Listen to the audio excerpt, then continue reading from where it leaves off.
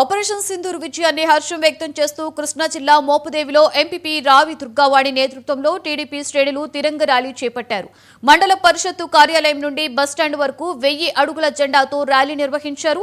ఈ ర్యాలీలో ప్రజాప్రతినిధులు, సచివాలయ సిబ్బంది, కూటమి నేతలు, మోపిదేవి స్థానికులు పాల్గొన్నారు. అనంతరం శ్రీ సుబ్రహ్మణ్యేశ్వర స్వామి ఆలయం దగ్గర అమర జవాన్లకు నివాళులర్పించారు.